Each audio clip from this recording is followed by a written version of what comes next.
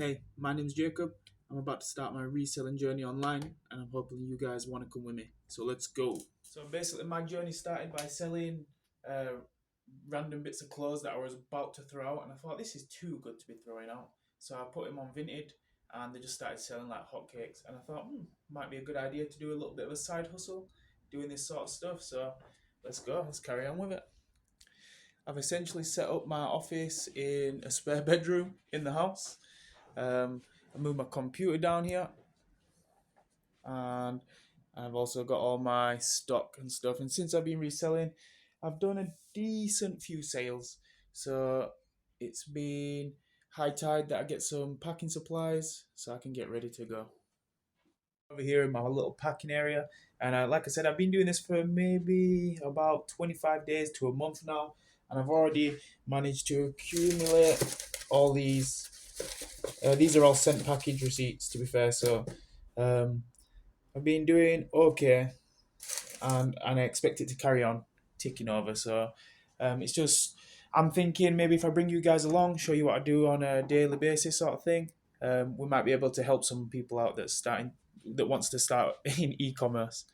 Um, yeah, so I've already sent a few parcels today, but I do have one more to pack before the end of the day, before I call it a day. So we'll get to that. I'll show you how I do that.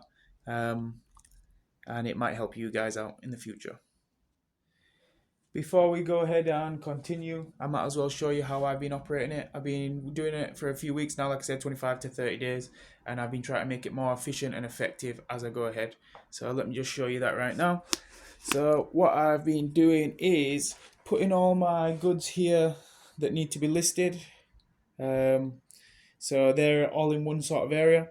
When I'm doing my listing, I've made this kind of like little backdrop. It could be a lot better, but it's essentially a table with a backdrop, and a nice white one at that. So I've got a hanger going across, and that's actually a green screen frame. However, it's perfect to put clothes on, and I could put it against the white background. Nice bit of lighting. Take some good photos with that. And then anything that's big and bulky or hard goods, I can just do it on the base here. Before I take any photos, I would straighten that out, make it look a little bit neater, but it is what it is.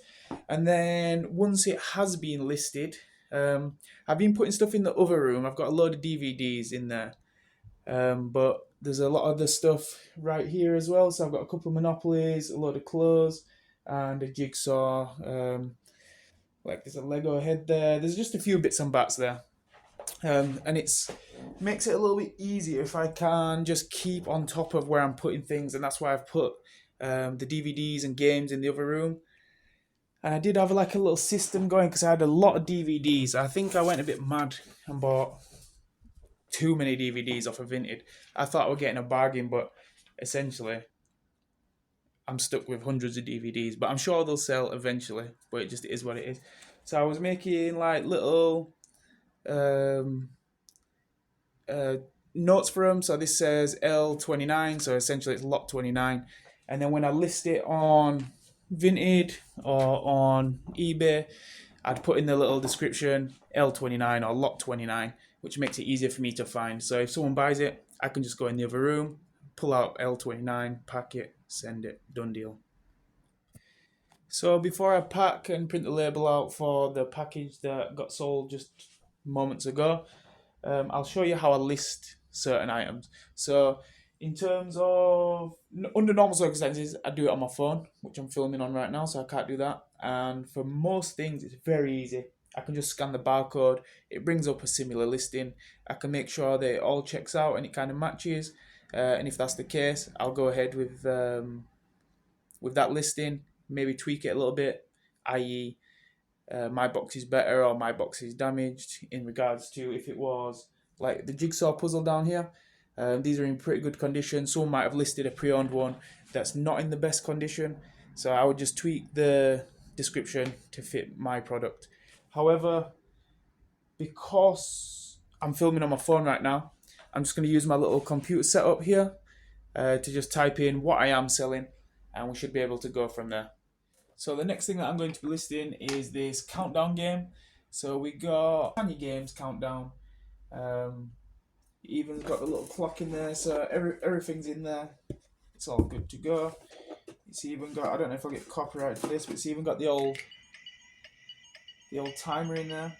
So let's see if I can get this listed before the timer runs out. Probably not.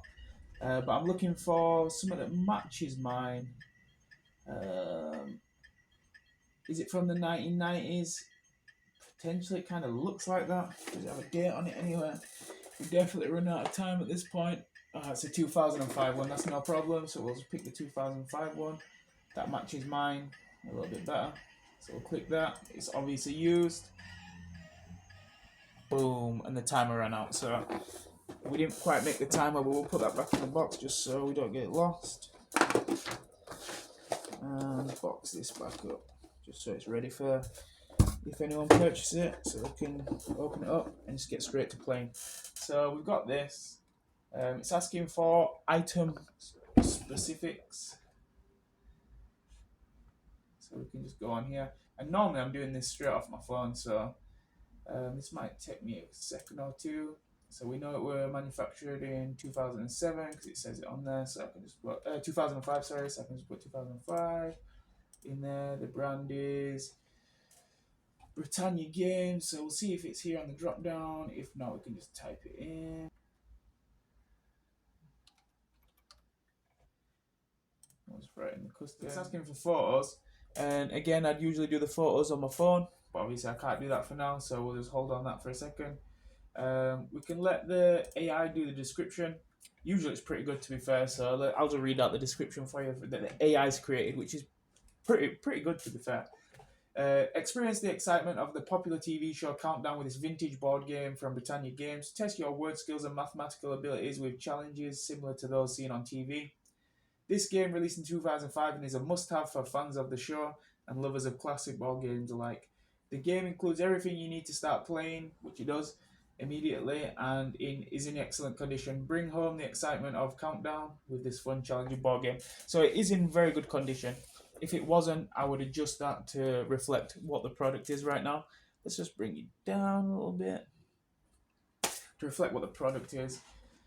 But that's a pretty good.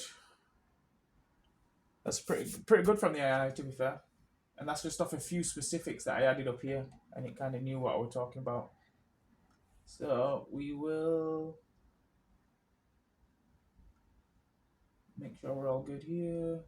Minimum number of players. We can just add all this because it's on the side of the box. So it's 2. See if we can add any more details. Age level. It's like 8 and up. So then it comes to the pricing and the delivery. So it's kind of giving me a recommended price here, and this is like what it's selling for. So one sold, but at auction, one sold already for £5 with £3 postage. So what I would do is, because I'm not in no rush to sell it, what I'm going to do is just throw it up at $9.99. We'll try and do a bit of scientific mind trick like the shops do with the 99p right there. And then when it comes to delivery, you kind of want to get yourself, sorry about the squeaky chair, but you want to get yourself like a scale. So I've got like this little tiny kitchen scale. It's just over there in the little packing area, which allows me to weigh things, so then I can get the appropriate shipping costs for myself and the customers. So just off a quick, let me just go weigh it. Give me 1 second. Yeah, so we didn't want to just eyeball it, because then we could have got the wrong postage, which then I think occurs me a fine, and we don't want that, do we? So this is less than a kilo, which makes it nice and easy for packaging. So when we go down to delivery here, we can have a quick little look. So Yodo will do a door to door for in 2 to 3 working days with tracking included. And that costs $3.71. So let's have a quick little look, see if we can get it any cheaper. Yeah, so every can do it for $2.94. And also Yodel can do it for $2.88. So why would we not go with that one? Yeah, that's nice and dandy. And for the customer, I'm going to charge $3.49. And the reason for that is it's just because I've paid for the packaging. I'm going to wrap it with care, make sure it goes in a box, make sure it's nice and safe and secure for when it gets there. So the extra 50p also is just for the supplies that I'm using to get it to the customer in safe and sound. Will I send it internationally? So I've sent one thing internationally. We're a bit of a pain because I went through UPS. Nowhere did it mention that I needed to put like consumer invoices with it times 3. I needed to put 3 of these consumer invoices. So now I've learned that it makes it a little bit easier in the future. However, it's just something to think about. If you guys are trying to sell anything, you might need to look into a consumer invoice. And I'll maybe, if I do another video, I'll maybe get into that a little bit more. But who would I send it with? It's saying Royal Mail, but it'll probably go with UPS, to be honest with you, if I'm sending it overseas. How much did it cost last time? I'm just going to go $24.99. And if someone overseas does buy it and it's a lot cheaper for the postage, I can just give them a little bit of a refund on the postage. But I just want to cover all eventualities. It may be going to Australia, maybe going to Hawaii, maybe going somewhere a little bit more obscure, which costs a little bit more. So I need to cover all eventualities. And if it turns out it's way overpriced, I can give a refund if they do buy it. Collection in person. I don't really want people coming to my house, so we're going to leave that one off. And that is pretty much ready to go, except for the pictures. So once the pictures were uploaded on there, then you could go list with displayed fees. But for now, I'm just going to go save for later, just because the pictures are on my phone and I can't import them over. But that's essentially how I would list an item. And let's say I get the old cha-ching when an item sells. And that notification for me is going to sound something a little bit like this. So when I hear that sound, I double check my phone, see what's sold, and then I go ahead with packaging it up, putting the label on, and get ready to ship it. I did buy myself a thermal printer because in the height of my selling, I'm doing maybe like 5 to 10 parcels a day, and handwriting them would be a pain. There is services through Yodel, through everywhere. You can take a QR code to the shop, they scan it, they'll print it out. That's also a bit of a pain, especially when you got close to 10 parcels. So this thermal printer cost me, I think, £80 printer. You can get maybe like, I think it cost me $6.99 for 500 labels, and it's pretty handy so far. And I've done maybe 40-ish parcels with this, and it's been great so far. It prints them out like in a 4 inch by 6 inch, and it comes already sticky, so you can just throw it straight onto the parcel. And I'm just going to show you that right now, to be fair, because I had a parcel sell not long ago. So the item that sold not long ago was this Land Rover spare tyre cover, brand new, minty condition. So I'm just going to show you how I would package such an item. So what I'll do is, first and foremost, I'm just going to get rid of the countdown because we don't need that for now. Put that back over in the unlisted section, seeing as I haven't listed it. I am going to get the tyre cover, put it down, and I really want to protect the logo there. So I'm going to get a little bit of like packing paper, put it over the logo like so, and then just start to fold it. And this is going to be going in a mailer, seeing as how it's like a non-breakable, so I'd be able to get away with like a poly bag. So I'll just fold it down to that sort of size, fold her over, and once again squeeze a bit of the air out because we don't want too much air. And then I'm going to put it in a poly bag prior to putting it into a poly bag mailer. It just gives it a little bit more protection in case like the first bag rips. And this is why I charge a slight bit extra just for postage, just because I'm going to take extra care with every item to make sure it gets to the customer as and when it should. And right now this is just a little side hustle, but I am planning on trying to expand and grow this business. So it'd be cool if you guys subscribed and come along with me. So once that's in there, I'm squeezing more air out of it. Looks good, safe and secure, ready to go. I'm going to grab. So I've got bags of various sizes, but I think it might be a tight squeeze, but this one might just do. If not, I've got a bigger bag. And just for the video's sake, I'm going to go for the bigger bag so it makes it a little bit easier. So I bought these off of Amazon, and I think I paid, I'm not too sure what I paid, but I think it works out just under 20p per bag, so it kind of makes it a little bit, just a little bit easier to get it in the bag when it's bigger like that. Put it in like so, squeeze the air out, and I think as the business expands, I might be able to buy more bags in one, do like buy in bulk, so it makes it a little bit cheaper. But that's only as and when it's needed, because I don't want to have a load of bags and then not have anything to put in them. Squeeze the air out. So this is already sticky at the top. I just remove the cover, fold her over as far as I can, stick her down, squeeze the air out, and then make sure it's stuck fully down.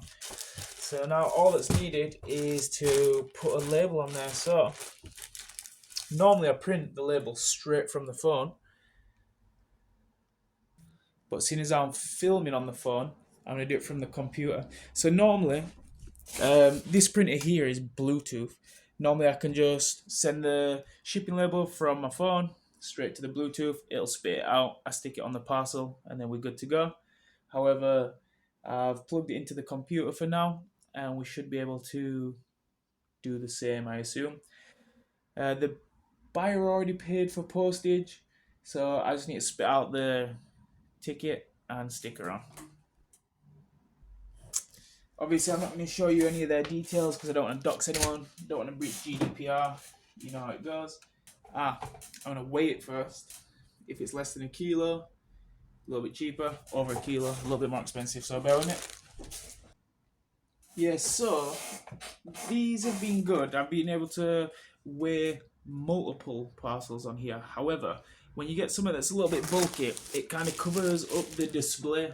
So think about the size of this, and it kind of covers up the display. So the way I get around that is by putting like a roll of tape or another box on top of the weighing scale, tearing it, and then balancing this on top so I can see the display.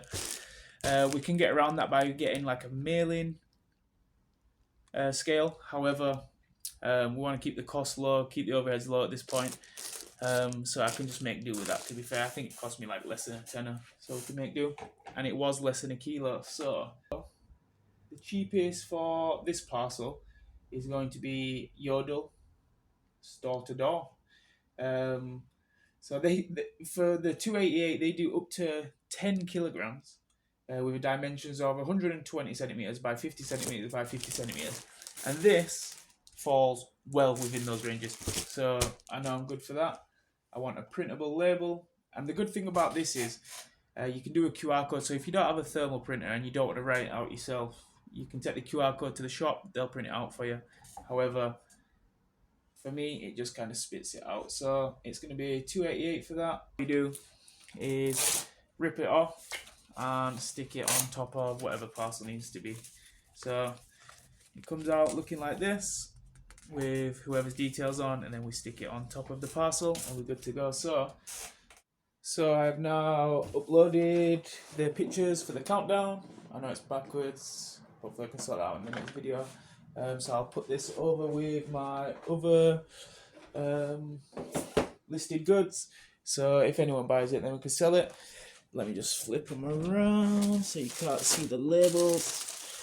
I've got a couple of parcels just in here, so as long as they're not too big, I put my parcels that are like ready to go out. in this basket, so I can just throw a few in there. Like earlier, there were probably like 4 or 5 in there. So that's, let's say it is for there's like 6 pastas for today. Not too shabby, not too shabby. And hopefully, as time goes on, it just keeps ticking on. We get increased sales, increased profits. The margins at the minute are quite small because I'm trying to figure out how to source it and where to source it, the stuff. But I'm sure I'll get better and better and better as time goes on. Hope you enjoyed. Like and subscribe, and we'll see you in the next one.